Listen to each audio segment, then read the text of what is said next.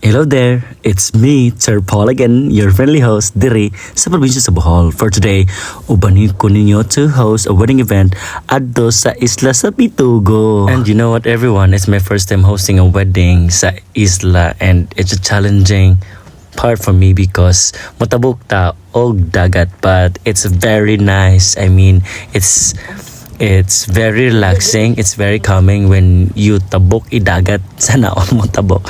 Okay, pick up line. Dagat ka ba? Bakit? Because I see you in my future. Charot, sana all. But anyways, nindot kaayo jud ang feelings basta mo travel or mo biyahe ka, basta mo agi ka sa dagat. It feels like you're god of the sea. Charot. Bitaw. So, din napita, it's hapit na may maabot ani sa isla sa Pitugo and nindot kayo ang bangga ang mong gisakyan kay it's very safe.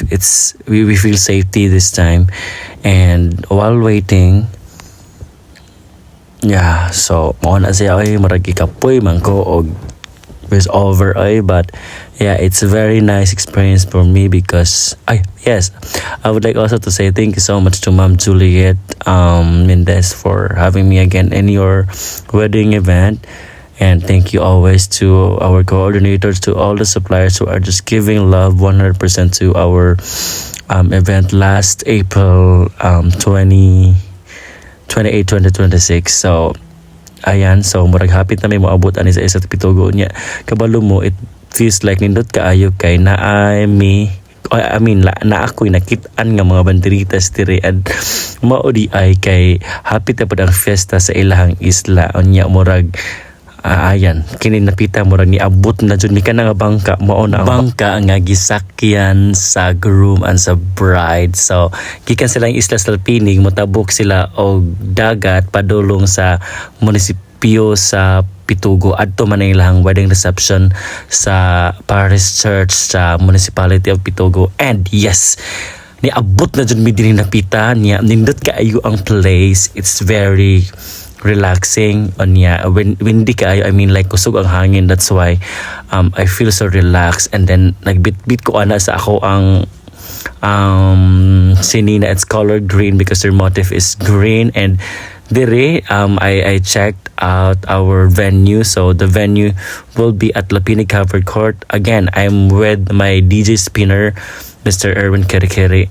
And pa-check ka na taan din napita unya kay maybe niabot man ni around 12 na odto na kaayo. So giingnan mi sa operators sa sound system na, sir, ubanta adto sa balay sa lalaki kay adto ta mag-lunch. And you know, very accommodating ang balay sa lalaki ni Sir Jeffrey Gavas. Ilahang panimalay, very accommodating. Anya, ang ila pong operator and personnel from the sound system, very friendly pod, mura sa host, no. Unya, this time nagplano biya ako din dapit nga maligo ako sa dagat pero wala na ako nakaligo. It's because stress na ko ni abot dinhi kay nakatulog pa man ko sa balay sa groom unya. Din napitan ni abot ako ani diri sa atong among venue. And yeah, we did a lot of sound check, testing the microphone, and yeah, di ba pang fiesta na dun ang mga check ka diri sa ilahang covered court. And yeah, this is the venue, and it's also decorated by Ma'am Juliet Mendez, Casamari Catering Services. I'm with them, and din napita it's the moment na hapit na matapos or mahuman ang among celebration, but I have a lot of fun, I have a lot of laughter.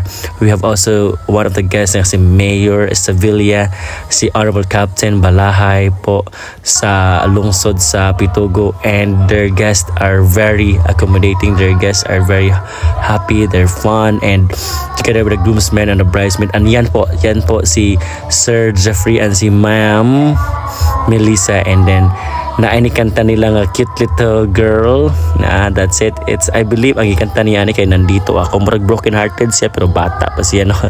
Charot lang, but I really have a lot of fun. I would like to say thank you so much to Sir Jeffrey and Ma'am Melissa for accommodating us and for giving us a free transportation. I am so very blessed and so very happy to be working with you, Ma'am Melissa and Sir Jeffrey. Hopefully that you will stay in love each of your days. And nahuman na atong celebration. Wala na akong ipagkita tanan, but Really, so much thank you, Mr. and Mrs. Jeffrey and Melissa Gavas. I'm very blessed to be working with you again. Again, ma'am, dagan kayong salamat ninyo. And din napita, it's our uli time. O marag uli na mi aring napita. And nagabian mi around 6 na ata ni nagbiyahe mi. And you know what, nindot ba't kayo ang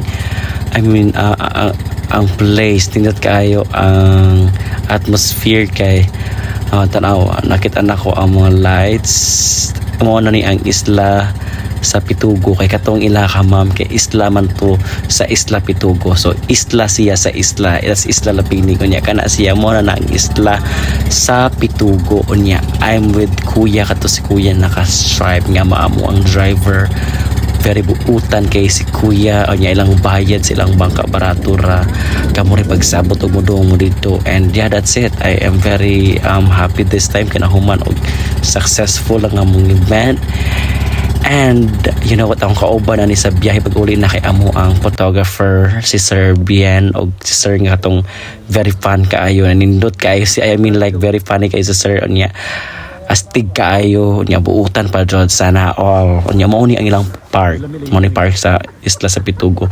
Tinapita kay naghuwat mi sa mga coordinators si Mamang o si Miss Shire kay wala na uwahi sila namo niya.